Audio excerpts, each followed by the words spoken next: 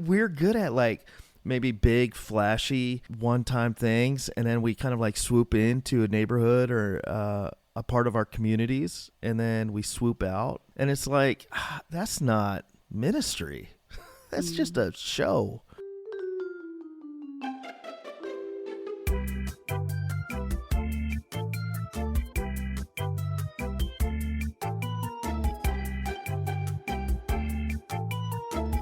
Hey, welcome back to Church Chat. Church Chat is a podcast where we have conversations about ministry that you wish you were having. These conversations get deep and real about life and ministry and how messy it all can be, and hopefully you find some hope and some help through these conversations. We're just glad that you are listening. We got an awesome conversation teed up for you today. I'm Josh. I'm one of your hosts. And I'm Emily, and today's guest is the lead pastor of Bethany Church in New Jersey. He's a Philly sports fan and the 9th of 10 kiddos. Zach Guyton, welcome to Church Chat. Thank you. Thank you so much, Josh and Emily. So glad to be here. We're glad to have you. Yeah, we're pumped. And we always like to intro our guests with a little game of 2 truths and a lie. So, Zach, we'll let you take it away. Okay. One, I didn't meet my wife's anyone from my wife's family until a day before we got married 20-something years ago. Whoa. Yeah. I am the best cook in my family. You mentioned 9 out of 10 children. I'm the best cook. And I am the only one of my siblings, out of 10 of us, I'm the only one to complete a college degree in 4 years. Wow. This is tough. That is tough. And I really want number 1 to be true so that I can hear the story about that. So I'm not sure. I'm not sure what I'm going to go with cook. here. Do you have an idea, Emily? You have a hunch? We try to play like detective and try to figure these things out. Also, it is so much fun to make our guests, most of who are very upstanding very citizens. Successful in ministry, to lie. To lie. I don't know. Zach's got that cool hat. It's kind of like chefs got cool stuff sometimes. Like I feel like people that are into cooking, like Rydell, they have some style. Zach's definitely got style. That's true. Although I think that is going to be my answer, that the cooking one was You think that's a lie? I don't. I mean, I don't but think I so. feel like all of them could be true. No, you go So with I don't that know. because I'm pretty sure. No, I am going to go with that. And now hopefully your average is going to be better than I'm mine. gonna say that college in 4 years is wrong. I'm thinking out of 10.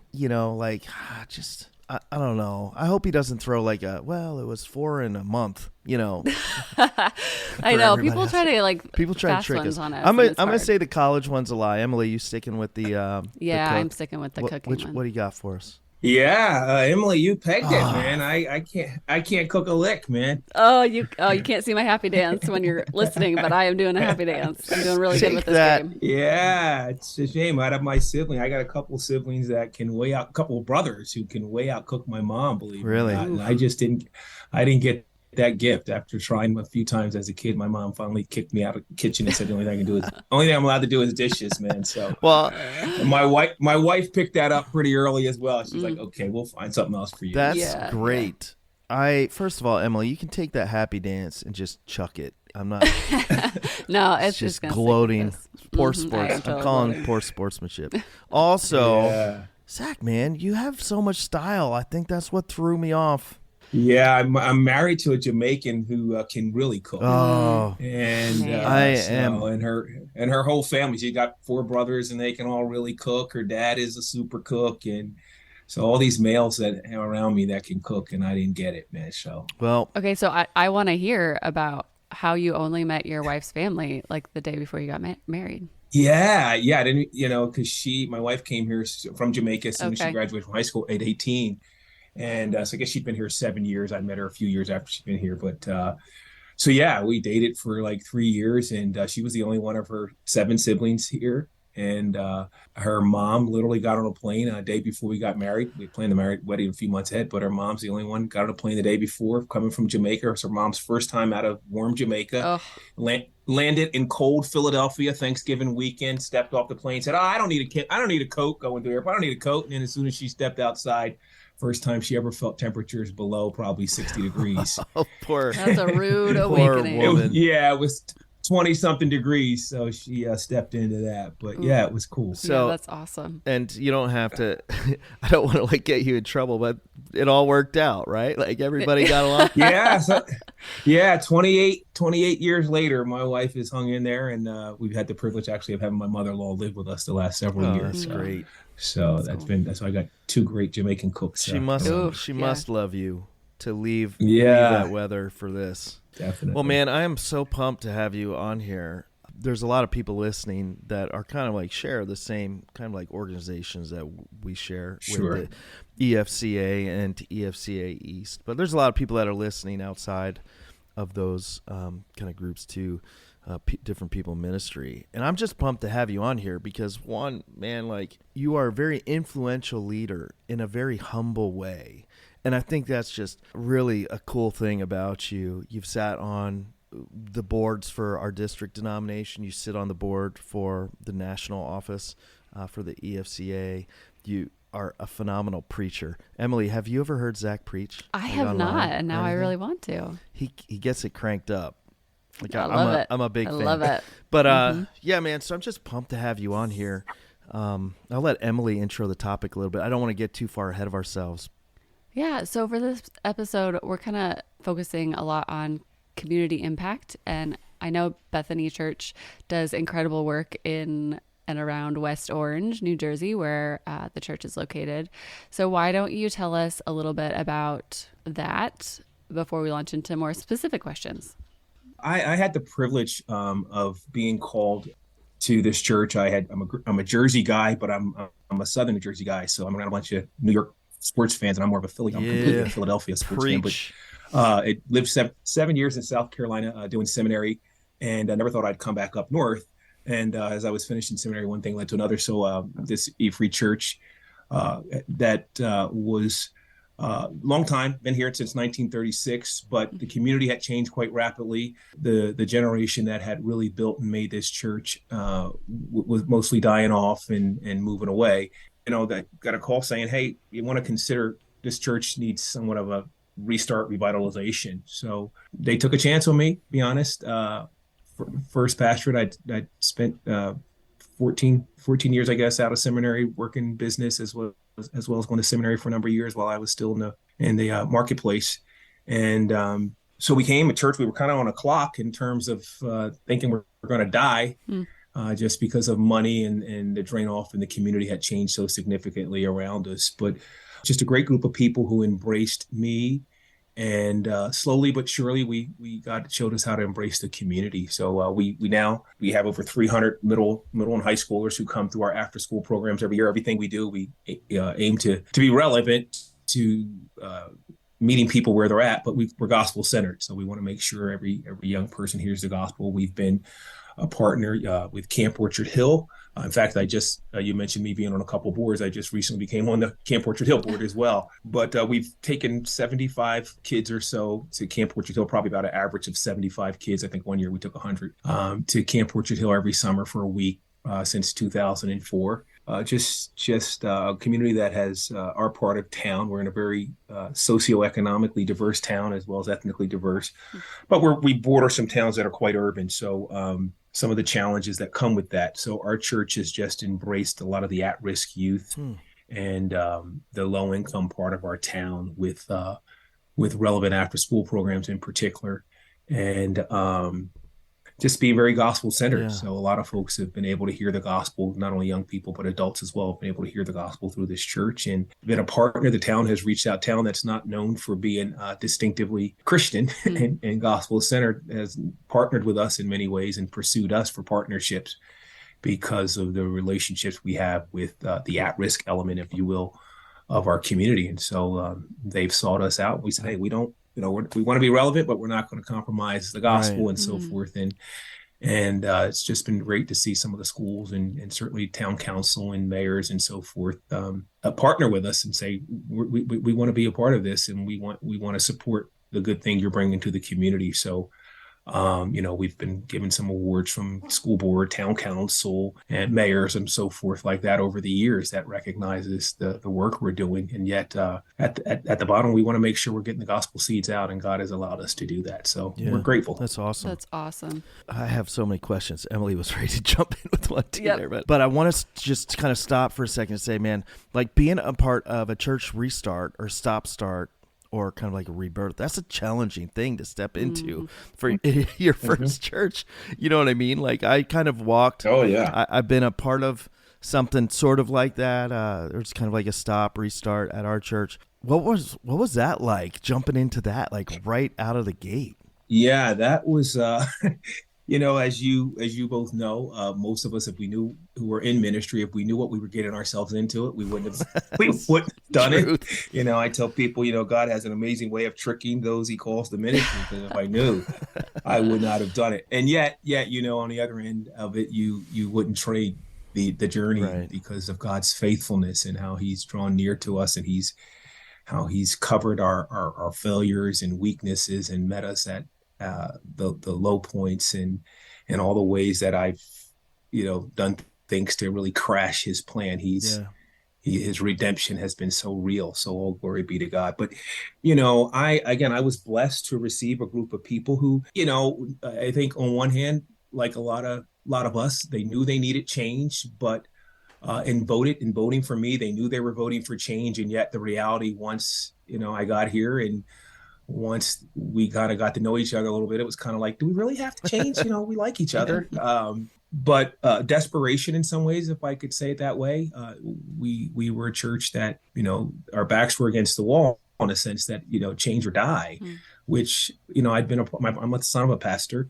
My father was a pastor well before the years I was even born, and I got to see him pastor for many years. And I have seen churches basically, whether they say it or not, say, well, we'll die, then change. Right.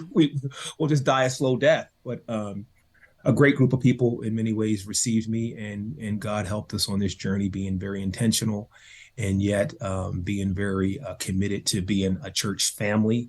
He's favored us. But revitalization is important and critical, I think, for us to constantly think about. I'm in my 23rd year now, and still, how do we continue to think, to be intentional and strategic to be about the kingdom? Were those hard? Like, I feel like walking to church through that kind of thing can be personally hard, challenging. Like you're kind of like stepping in to a gap and leading reluctant change sometimes, whether it's desperate or needed or demanded or not. People are still resistant to that. When I've been in situations like that, that's been stressful.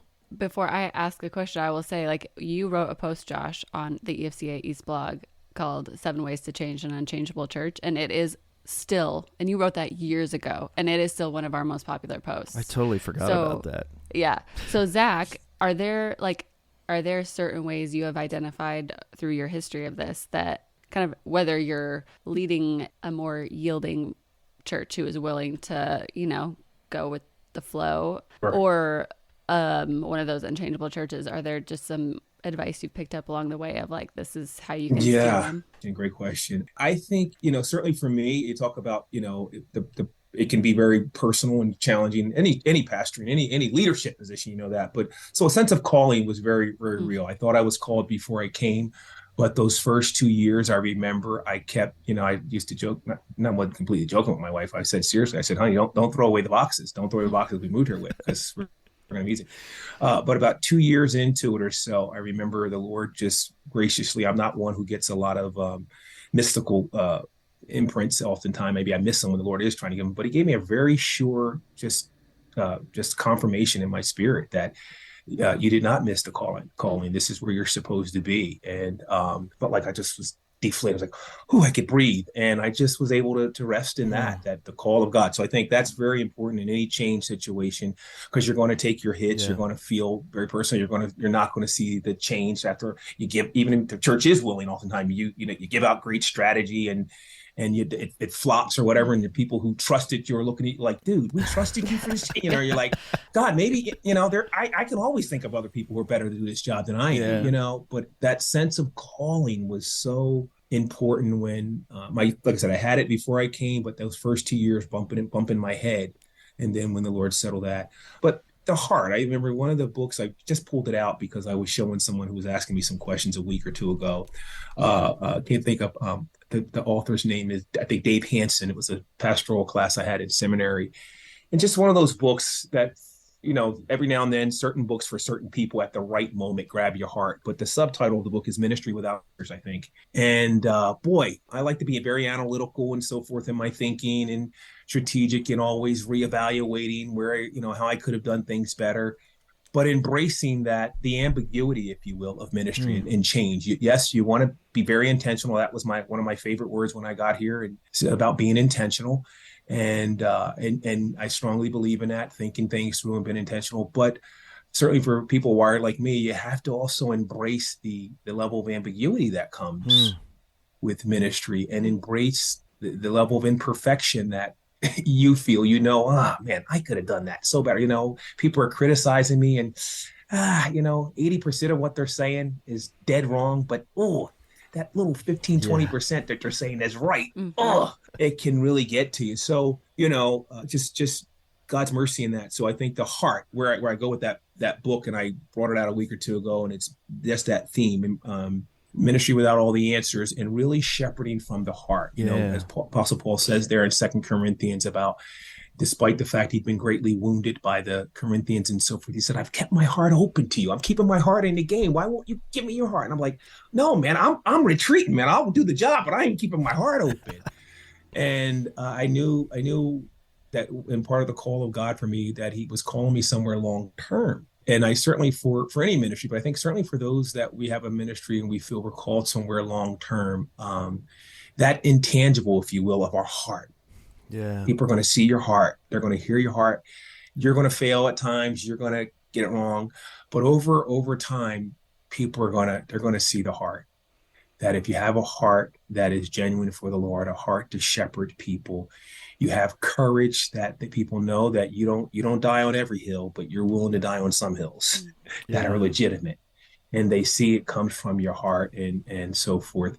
And God's just been gracious to me in breaking, and he hasn't broken through all the ways he needed to, but the times he has broken through. But I think that's those are just a few of the keys for me. Dude, those are huge keys. I mean, I've felt that. I wrote them down like as reminders to myself, just like you're called to this, like remembering that, embracing the messiness of it, the imperfection of you and other people, and keeping your heart open and having the courage to lead. And I think those kind of 4 things you mentioned are so powerful.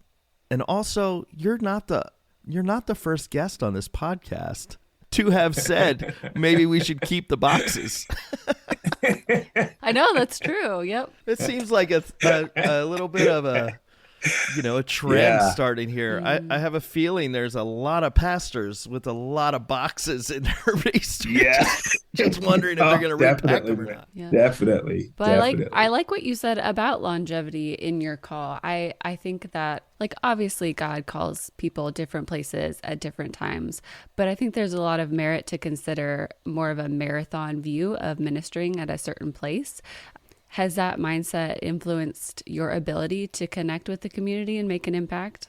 Oh, very much so. Very much so. And when God had put that in my spirit before I came into the pastorate, I can remember where I was at in seminary and just so forth. And just Lord, just put it in my heart that I'm going to call you somewhere to be a long time. It really, one of the reasons why I was grateful for that was I sensed that I wanted to have an impact over the level of impact that in the community change, the holistic ministry. I knew God was calling me to a holistic ministry, and to do holistic ministry, I believe in the urban setting that I knew the Lord would be calling me to an urban setting. I felt it was going to take a while. So it has, it's helped, trust is everything. We're Americans, right? And we're zip and go people. We have tons of shallow relationships. Certainly in America, we grow up in today, people have so much change going on in terms of changing jobs and all those type of things.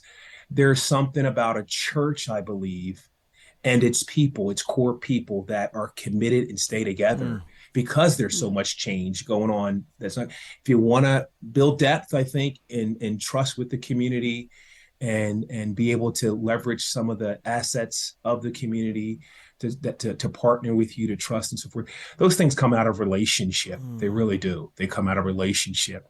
And, I grew up, as I said, a pastor's kid. By the time I was in my late teens, I was a bitter pastor's kid because of some of the hypocrisy I saw in churches and because of some of the ways the churches treated my dad and some of the ways my dad treated the churches, to be honest. So I had an integrity crisis as well about churches and so forth. And I think when you stay somewhere a long time, and not just pastors, certainly I think pastors can do that, but churches themselves stay committed, even if you're changing pastors, if you can stay the course, that integrity challenge we face in our world as Christians, right? As evangelicals, right? People are paying attention, and something about staying committed, embracing the community, letting them see your flaws, if you will, but being human enough and broken enough by God to be vulnerable about those things will earn us that integrity, I believe. And I think the relationships we have, it was just at a meeting with the new mayor we just got, and she's, I'm like, I'm too busy to go. No, of all the pastors in town, I definitely want you there. And they know I'm not partisan. I tell people I'm not anti-political, but I'm certainly not partisan. You know that. You can't put signs on our yard of me and so forth. But I want you there because of, so I think those things just come out of, or certainly God's grace, but there's an integrity that our world is yearning for, that despite all the things they say about us as evangelicals and so forth, and yes, some of us legit, our world, I think we stay the course. There's something we can offer in integrity that people are longing for. They want to see people who are genuine, who are committed, who are vulnerable, that we don't have to be perfect. We don't have to agree with them on everything. But I could not love that more. It's also extremely convicting. Like, I got goosebumps, and I'm also like, man. Because I think sometimes in ministry we like hit and run, I'm guilty of, I guess, self-confession time. I'm guessing I'm not the only one, right? But like, here's this great program, or here's this great event, or let's do this VBS, or, we're good at like maybe big, flashy, one-time things. And then we kind of like swoop into a neighborhood or a part of our communities, and then we swoop out. And it's like, that's not ministry. That's just a show. And what you're talking about is like, it's so missional. It reminds me of what one of the missionaries we support. He's in Africa, just doing really incredible stuff. And he one time told me, he's like they don't need me to bring them a case of water. They need me to dig them a well. And that guy is there in the community. He's built orphanages. He built a school. He built a hospital. And he's beloved, and he loves them, and I think, so it's terribly convicting, but it also is so inspiring too. This episode is sponsored by EFCA East, a district of the Evangelical Free Church of America. EFCA East exists to help develop transformational churches among all people by helping leaders live well, lead well, and multiply. We're here to serve you, whether you're in one of the 6 states that make up EFCA East or not. You can find more from us at efcaeast.com. Okay, I loved what you said about holistic ministry, and I recognize that, like, we've had episodes about this, that like everybody is going to approach ministry differently, and there's a spectrum, and that's okay. But it seems to me like having a holistic approach is the most Christ-like approach. You can correct me if I'm wrong. Okay, I'm you can correct me if I'm wrong. Email from that. I know. But okay, a holistic approach might look different in different contexts. So talk to me about how it might look in different contexts, because like your context in New Jersey is going to be different than like where Josh is. If you want to expound on what holistic ministry looks like to you and why that matters to you, because I really resonate with that idea. Yeah, well, I think you're right on in realizing that we have to define our terms and realize that things are going to look different in different communities, as well as not just in different communities, in different wiring for the pastor, the leader. You know what I'm saying? I would not. There are certain ways that I'm wired. God has used me and wired me and so forth, that it would be unfair for me to expect even the pastor come into my in this church, if it was someone else, to do it the same way. Yet that, we all believe, I believe, as good Bible students, we believe in understanding the context of Scripture. We believe in studying and being people who understand the context of our community, of where God has called us to minister, of the people in our community. I realize some churches, for me, if there's 50,000 people, we're not even inner city. We're really on the outskirts of the real dead places. And yet we have 50,000 people in a mile radius of us. And there are very few gospel-centered churches within that. So a mile radius to me means there's a ton of people who can walk to church. That's a mile. To me, you can walk a mile, that have no gospel witness church to them. So, our church, when I got here, asked them to, we're going to, we want people to travel in and so forth. I'm all for that. Let's make first priority those who are within. We're right next door to a middle school. We're 3 blocks away from an elementary school. So that's a lot of young families. Let's give first place to what is the worldview of these people? What are they thinking? What are the areas that they have needs, that would be bridges to the gospel? And certainly for how I'm wired, I leveraged, we didn't have a lot of assets. 35 folks voted me in to be a pastor. And, they were saying, I remember they were hesitant to even vote me. I said, we don't feel it's fair to call you up from South Carolina. We're going to, I'm so discouraged and we don't think we have much to offer. Our church doesn't, we're dying, and just trying to get them to see what assets do you already have. You have a nice building. You're in a great location. You're right next door to a 500-person middle school, and most of the kids walk home through your parking lot after school. You've got a gateway to the community, literally. So, but they couldn't see that.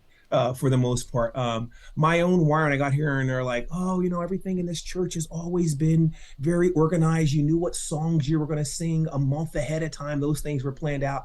Well, me, I'm like total opposite. I can live, I like order and structure, but I can also be spontaneous. I just, grow up in a family of 10 kids. You're just starting to make it work, man. I was able just to leverage some of my, my own wiring, if you will, to say, what, take the money that you would normally pay a secretary. We'd have to, we're going to get a secretary. I was like, no, let's take that money and you give me that money that you're going to give a part-time secretary, and you just give me that money and I'll figure out a way to get to touch kids in this community who are walking through our parking lot. They're like, because we don't have much money. I said, no, we don't have much money, but we can take that money and I'll figure out. I'm not the best administrator and so forth, but I will figure it out how to do the administrative thing. So we took that little bit of money and began to open a building. And, I have some gifts with urban teens, and I just leveraged that to build relationships. Again, I say that to say that another pastor, his wiring, his gift, his asset, his strength may be in a different area, but knowing the community for us was, so I said, hey, we want to target 50,000 people because they're give first place to that 50,000. Another pastor may be, hey, the people who are right next door to my church are going to be the hardest for me to reach because of because of our church's history.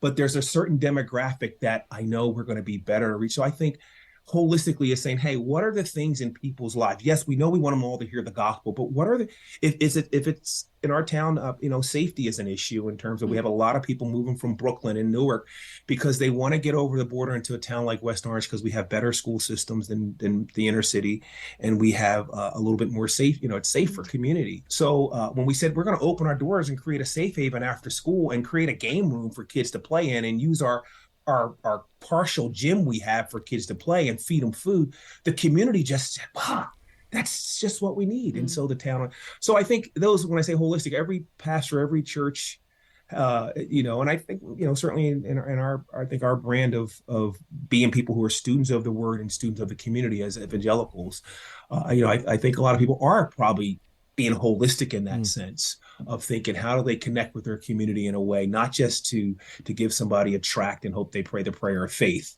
but where are their real needs at? And then how does, the gospel and the deeds of the gospel as well, not only the word of the gospel, but the deeds of the gospel, how do we live that out for them? I love that. Let's talk about some of the bridges you've built. Like, you guys have been very good at you mentioned, how you kind of changed that mindset, and you've been building. You guys have built inroads to, you don't get a meeting with the mayor without having made an impact in your community. You know what I mean? Do you think that churches kind of struggle sometimes to get outside their walls and build those bridges? And if so, Like, what do you think, like, some of the biggest obstacles are that keep us from building those bridges into the communities we're in? Yeah, we do. I mean, I'm in that same challenge of I want to be part of it when I say that. Yeah, we struggle to build bridges, even despite the things we do. And it's hard to get that balance of edifying the saints, nurturing the saints, shepherding God's people, while at the same time, the bridge to the community oftentimes it's a big gap. Mm-hmm. If unless again, if you're just talking about doing an event here or there, but really building those relationships to the community are a challenge. Again, I think we have to be people who are honest about knowing our context, and then preaching to God's people, but not just preaching, loving God's sheep in such a way that I remember one of the things that I was in here from some of my mentors was, helping my people see, like, your our survival, not just individually as a church, but you can't think much more than your own children. We're losing our teenagers, and people in our family are struggling with their own kids drifting on. I'm like, you need to see, and I tried to say it often in sermons, and it's been true in my own life and in my own family, watching my own parents raise 10 kids who mostly strayed, was, if you keep your mind on that and think, if we just do more edifying and hunkering down, that's not key. When Jesus says, seek ye first the kingdom of God and his righteousness, and those things you're most worried about, you want God's power in your life, you want to really trust God through these seasons, seek his kingdom. And for us means kingdom oriented means we've got to give, top priority to getting the gospel. There's people who got children going through stuff and they don't have any hope of the gospel. And so we've got to give priority. We can't just sit here, and I just can't continue to just preach sermons to make us feel good. And yes, we want to feel good, but we've got to think and so it means saying yes to something and saying no to something else. So for me, one of the things I would try to do is to make sure I was clear when I said, hey, we say yes to opening the doors to the kids who are now writing graffiti on your building. They're writing graffiti on your building, and you put up an extra gate to keep these kids off the property. Now, that's what they had done before I got here. I said, now I want to tell you right now, we're going to open the doors, but we say yes to that. Realize what you're saying no to. You're saying no to this place, the inside of your building staying nice and neat. And we did say no to that. Every door in the building was being broken and stuff all over the place and everything else. And I said, we just got to embrace that. And, guys who had carpenter skills in the church who thought before I got here that the church was done, they didn't have anything else to do. All they ever did was teach Sunday school. Now we don't have any kids from inside the church to do those things. They started seeing the building being torn apart every week. And they said, hey, I see how I can fix the building. So cool. I can do this. I can do that. So that 200 kids after school throughout the week are coming through your building and hearing the gospel, but they're tearing the place up. What we were, So I think, we have to realize if we say yes to one thing, we're probably saying no to something else. And let's give that to the Lord. So, seek ye I have found in my own life, and I wish I trusted the Lord more, but when you take Jesus seek ye first the kingdom of God and his righteousness. You guys know the context of that, right? He's saying those things you're worried about, man, you'll be surprised. God will help you sleep better. He'll help you, just watching my own mother and some degree my father as well. How God brought all of my siblings back from being prodigals, because my mom, despite the fact she was stressed about her kids and all they were doing, she never stopped not only loving Jesus, but serving other people in the name of Jesus, making sure other people heard the gospel. When she had her own children being, in everything from drug addiction to mental institutions, she never stopped making sure the gospel was getting out to sacrifice. And I believe God just honored that, one, giving her the ability to sleep in the midst of the trial she was going through, and then watching him slowly but surely bring all of her prodigals back. So I don't know if I really answered your question. No, you did. Yeah. I think that was a great answer. Yeah. You're talking about how, like, we have to kind of like make an intentional decision to embrace some of those things, but it costs some stuff, like it's not clean and it is messy and it does hurt a little bit. But what I love that you articulated so well is God keeps showing up, like all of a sudden that carpenter who was really like wondering, is God even using me anymore? Like his purpose is just re-energized. So I think that's really cool. And I think that takes a huge paradigm shift within congregations, because I think there's a tendency, and even like I, as somebody who works in ministry and is a pastor's wife, like I sometimes view church as like, how is this serving me? And like, good heavens, I've been aware of the gospel from all of my 36 years, you know, like I am aware, but I view church as something that I can take from. And so the shift is that what is the church actually for? Like we should be, you know, outward focused, but there's a tension there. So how do you steer? Well, or is there a balance that you need to achieve? Like, obviously, we need to be caring for our sheep, but there is elements of saying those yeses to being outward focused. So there is, how do you approach that tension? Yeah, I think for me, one was knowing one, I was blessed with good people. I really believe the 35 people who voted me in were just good, godly people. But in spite of that, you know, we all, including myself, know what it is to struggle with sacred cows and idols. And I remember just one of the things I went through before I got called into ministry here was just in a personal area of my life, God just really exposed to me how deep a very good thing, much to do with my family, was just idolatrous. And I realized how hard and how blinded we can be to that. So one, it made me, I think, hopefully sensitive to people's challenges of letting go of the idols, the sacred cows. And yet realizing that that's where the blessing's at, man. God's got to bring us. And so trying to lead God's people through that tension of we've got to be outward focused, and yet we need to minister within. Well, so they're not mutually exclusive. I think one is to realize that if we're going to do good inreach, good edification, and really be the church family that we say we're going to be, then this is essential. This is essential that we're going to have to say yes to some things, no to others, and no in the sense that they might not do it, but it's not going to be at the same priority level. But I'm not going anywhere. That's one of the things I really would say, but listen, this is where God's called me. We're going to be family. I think people have been burned a lot, if you will, by, quick, easy outreach things, or we're going to change our church and do all this outreach.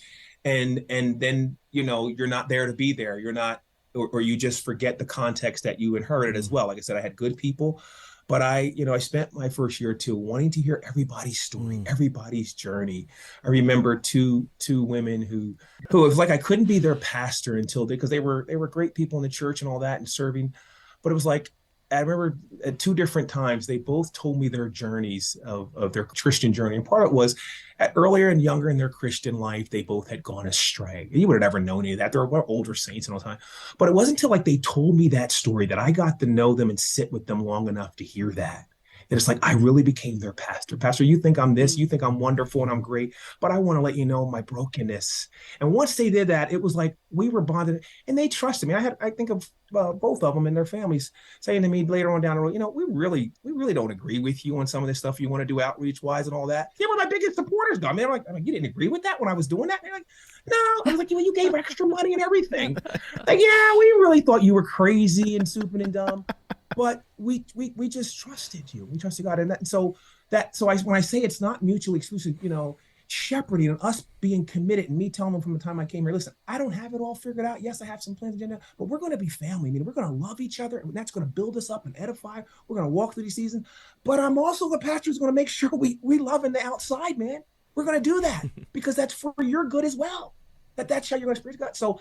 So I mentioned those two ladies who, journeying together, pastoring them, creating an atmosphere where we were edifying each other. Like after that, it was like, I had all the equity I want, we had equity with each other, So I think, I'm trying to say they're not mutually exclusive. Right. There's a tension based upon certainly, I think the pastor, some of that's your wiring and so forth, but understanding the context you walk in. I tried to understand their context. I use those two ladies to say, understanding their own personal lives, their own personal context, why change could be hard, but understanding the history of this church. There's a lot to celebrate about the past of this church. Celebrate the past as you move into the future, right? So we did that as I understood them. So I tried to make sure I understood those things, but yet moving into the future and making sure we weren't nurturing. We were doing those edification things, but yet some of it was, I don't want to say blind trust, but they didn't completely understand where we were going. I at times didn't understand where we were. I just knew God was pulling us. And I knew that part of their edification was us going forward. As much as I love and I wanted to stay comfortable, I wasn't going to be doing them any good for us just to stay comfortable there. Mm-hmm. And yet they wanted a shepherd, a pastor, likewise, that understood that I struggle with faith, right? And I'm like, join the club, I do too. Yeah. It's such a good picture of shepherding well, like, and love. I think, you didn't neglect loving the people that you had wherever they were at just because you needed to do something new. There wasn't any discarding of the old. I mean, obviously when you make change, there's some things that fall off, right? Like anytime you make any change, there's going to be things that just move on or fall off but I get a real sense from you, and I think that balance is expressed so beautifully in this, that you weren't brushing aside old for new. You were embracing what was there and the people very personally in a very loving way, while also challenging them to love the community better. I think that's a great balance. It's a good reminder to me, like as a lead pastor, like, hey man, like I can't just neglect. That might be too strong a word, but maybe it's not. Like, you can't neglect shepherding and loving the people that God has entrusted to me to do something new, big, and exciting in a different direction. I don't want to miss this, because one of the big, and we're kind of running low on time, one of the big things that you guys do is called the Bethany Center of Champions. I love this. I've had the opportunity to meet some of the leaders and some of the students at some different speaking things that I've done. Can you just tell me about like how that kind of like was birthed in the vision, and how you've seen God use that in the community, and maybe how it's affected your church?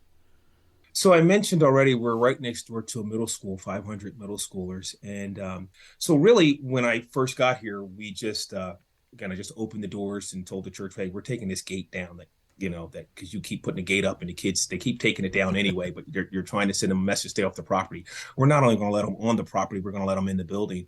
So we had hundreds of kids a week coming in our building, through our building. We had no staff and so forth, but we were doing what we could to let them in and create programs and so forth. And the Lord had laid on my heart the Bethany Center for Champions really before I got here, in a sense of starting at some point a community development corporation, wherever the Lord was leading me.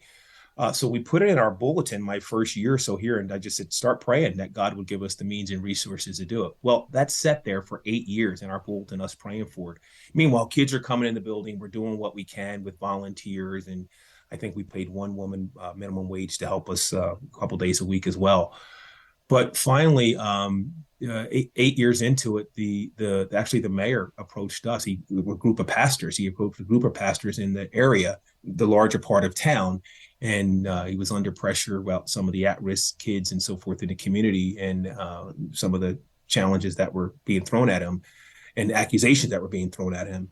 And as he got together with a group of pastors, and I happened to be one of the ones in the circle, he said, hey, this is the problem I have in this part of town, and people are saying this, man.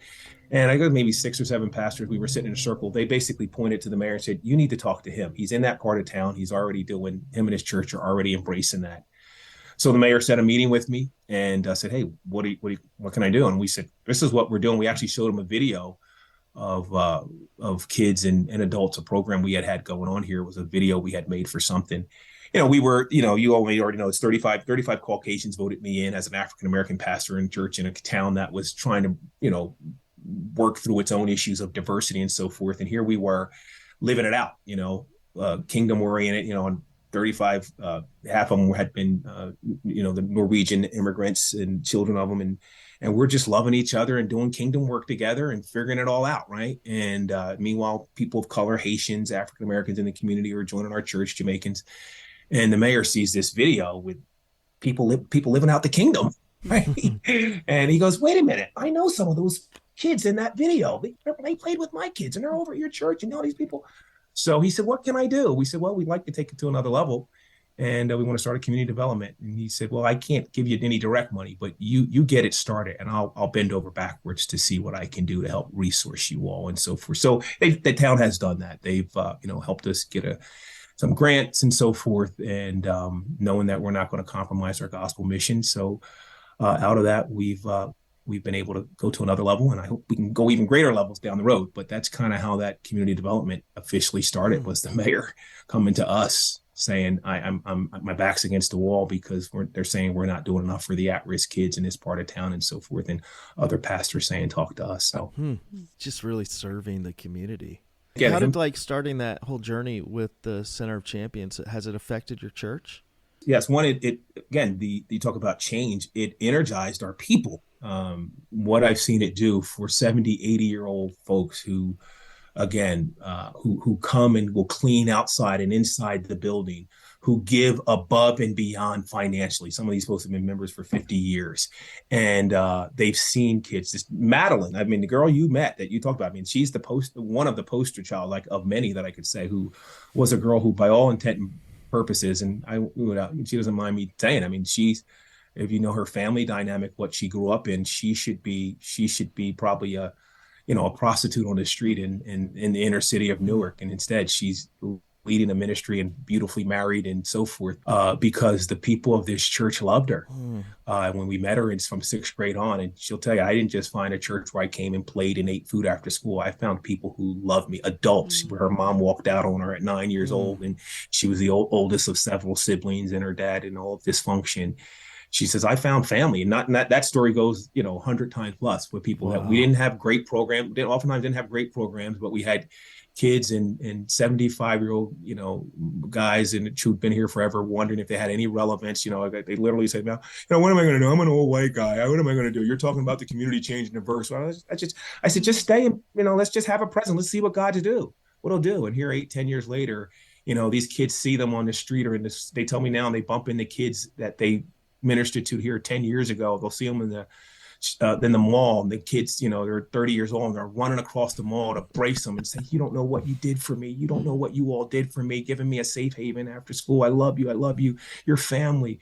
So it re-energized our church in terms of people seeing their relevance, and again, a congregation that is living out that diversity. And we're like I said, we're intergeneration, got old folks with these teenagers and so forth who are they're embracing them and seeing them as family. So these things, it's been key. So yeah, it's been really key for us as a church to our revitalization. Man, I am so proud of for those of you that are listening that maybe are in different church circles or different denominations or non-denominational or whatever. I'm just really proud of Bethany Church being in my circle. You know what I mean? Like being a sister church. I hope, I don't know. I just want to hug some of those 35 people that voted you in.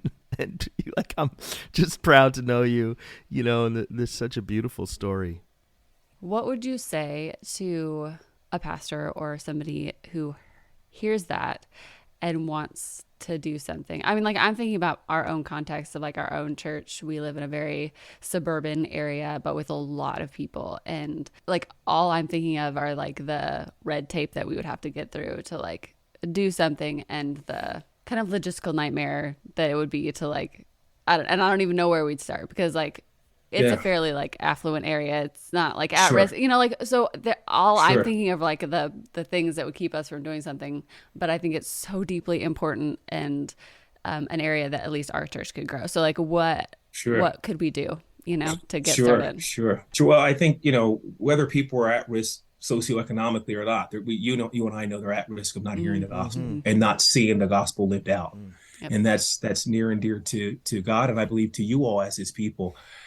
I have found, as dysfunctional as I am, that God is willing to answer the prayer, God, show me, just show me, God, show me, and then give me the courage. I wish I had learned to pray that prayer better and believe it when I was younger, that when I began to cry out to God, just show me, God, show me what you want me to do, and then give me I did learn to pray that prayer. I didn't learn to pray the second part, give me the courage to do it, and give us the courage to do it as a church. But I found God he's willing to answer that when we cry out to him and take seeds and say, Lord, show us. There are people at risk of not hearing the gospel. And I believe there are people you want to show. It may be something completely outside of the box, or maybe something right in front of us. Just show us, what is it? How is it you want us to do it? Maybe he brings a person who happens to have the uniqueness of knowing how to bridge to a certain thing. I think of some of those who've come in, the lady who started off early with us, who I mentioned, we paid minimum wage the first few years here, that I was able to kind of open the doors for the boys. But I was just praying, God, and he brought a woman who just had an incredible skill set and some availability. And before I knew it, she had girls coming in the building doing all kinds of things with them. So I think, when we pray that prayer, it may be an individual, it may be something right in front of us. that he will show and say, "Look, give us the courage when you show us, give us the courage, if you will, to do it." That's the thing. I have found God has been more willing than I want to admit to do that. And that's when I had to start learning to pray, give me the courage, because, when he does, it may mean some tough choices or whatever. But you and I know we live in a country that is definitely, there are a lot of people who are at risk of not hearing the gospel. I believe it's important to hear it, but also to see it lived out. And so we have something to offer that they need to see. When you talk about Holy Spirit, if it's just family, I talk about the young people in our community who've just seen church family. That's the healthiest family they've ever seen. We've had people in our church just start taking kids home, to eat with their family. And they're like, we never as a family have sat at the dinner table. We said, we don't even know what that looks like. They've never seen husband and wife function. And here are these old people in my church who thought they had no relevance when this community was changing. And they're like, I'm like, you model something for me. You take me home and you cook and we get to see your family operate. So I don't know what it would look like, but I believe if we pray and we cry that out, maybe just a few of you all starting out to say that, and certainly one leader or whatever, God will show us and then maybe give us the courage to do it. But in every community, and certainly in America nowadays, people are not hearing and they certainly aren't seeing a display of the gospel. Yeah. I got one last question kind of to wrap this up. You sit on different leadership positions. You're on a number of different boards. So you have a different perspective that I think maybe we don't always get when we're just doing ministry kind of in the trenches of our communities. So you kind of like get to see ministry, see leadership from a higher view. I'm just curious, for my own benefit, really, what's one kind of like challenge that you see that leaders are kind of facing, or one area that we could grow in? Like, just, we got all different kinds of leaders. Not everybody listening is a lead pastor. So it's just something general that we all could kind of like grow in. Good question. I think, being as a leader, at least for me, just growing on that journey of being a better listener, and a blessed peacemaker. Conflict management is very real, and yet something I think we as Christians are uniquely, whether it's individual, whether it's corporate, whether it's the country at large, our abilities to be peacemakers, and that means creating space for hard discussions and so forth. I know I'm a bicultural kid in a sense. My parents, right before I was born, moved to a largely Caucasian community, and yet I'd spent my Saturdays and Sundays. My dad was a pastor in almost completely African American community, so I got teased a lot growing up. From because I talked, on weekends the kids teased me because they thought I talked white, and on Monday through Saturday teased me because they thought I talked black. So you know what I did? I became the best teaser in the world. By the time I got in the middle of high school, I became the best. I could tease people, and so. But I say that to mention one of the things I wish I had done better, and I learned through that experience is to be a better listener. I had my own hurt. I didn't listen below the surface. I think we as leaders have to be listening below the surface, if you will, and sitting on boards and all of that. I think to get that perspective that whatever's going on, and whether it's conflicts, whether it's decisions, we have the gift as God's people to be peacemakers, in the sense to create space as leaders to be good listeners, discerning listeners, and to listen below the surface, what's really going on oftentimes in people's hearts and congregations, conflict, tensions that they're going, what's really going on. That may sound very obvious, but I just think that the culture we live in, the fast pace we go, the way we want instant everything, we can be negligent in that area. So I just think I'm learning, at least maybe I'm being convicted, to just really work hard on being a good listener. I wish I had listened to below the surface, the kids who teased me when I was growing up. There was something going on, belief that, and the way I responded to that was not good by becoming the best teaser in the world. And I wish somebody had, maybe they did, try to see what was going on below the surface with me, that I was reacting to not wanting to be teased. So I became this. So just learning to listen below the surface, that we might be the peacemakers, which means courageous. To be a good peacemaker, I think you have to be willing to have hard discussions, to be patient, and yet be willing to be misunderstood. Wow. To be misunderstood by doing that. So we wrap up every episode, each sharing what is saving our life right now. It can be silly or serious. Who wants to go first? I can go first, I guess. Okay, go for it. Okay. Well, at least for me, what's going for something silly is I don't even know if I say something like that is goofy Bollywood movies, man. I've gotten Really? into it, there's a movie theater that when I'm in my day off, I like to go to the matinee when hardly anyone, sometimes no one is actually in the theater Mm-hmm.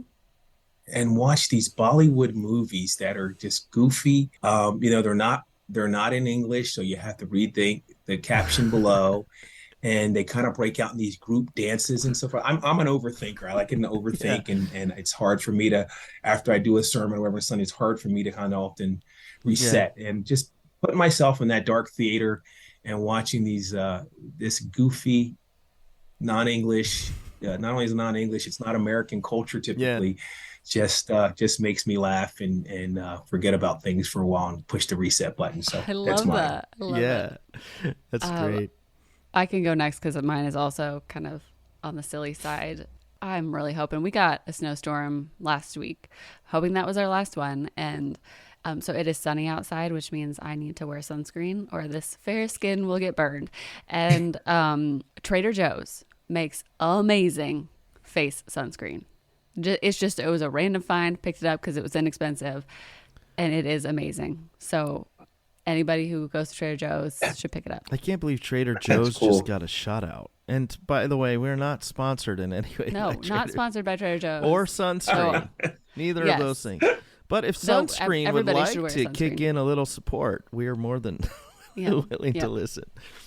Man, all right, I'll get serious since you guys kind of did the fun thing. I think I'm learning to hear grace more in the language of others. That might not make sense to anybody else, but I used to. Sometimes when you're in conflict or you're having a difficult or uncomfortable conversation, it's easy to look at kind of what people have, what maybe is like a contentious point or something like that. I'm trying, and by God's grace, like a couple conversations that would have really messed me up and had me planning worst case scenarios and doing all that silly stuff, like I was just like, and it was totally a God thing. Just some grace he gave to me to be like, oh, I hear grace in there. It's sometimes hard to find, right? But I hear a little bit. I think I can give a little bit back. And, that just kind of like saved, in the pastor world, you have these conversations sometimes that can cause anxiety and really mess you up. And like you had mentioned earlier, Zach, you always are focusing on that, that one negative or that, the 10% that didn't go well. So it's been freeing just to give grace, accept grace, and really just be in that space. I hope it by God's grace, it continues for some time here. Yeah, that's good. That's good, though. That's very good. Well, listen, this has been a phenomenal conversation, Zach. I am so thankful that you have been on here. I learned so much. I feel like so challenged. I cannot wait until this airs and I can listen to it again. And I'm just thankful for you, my friend. I'm thankful for your church. I'm thankful for the center. I'm thankful for all that you guys have done and are doing. And we don't have a fancy way to say goodbye on here. I keep saying that. We keep not figuring it out. So to all of our listeners out there, no matter where you are, no matter what's going on, we're just thankful for you. Thanks for tuning in, and we're just going to say bye. Bye.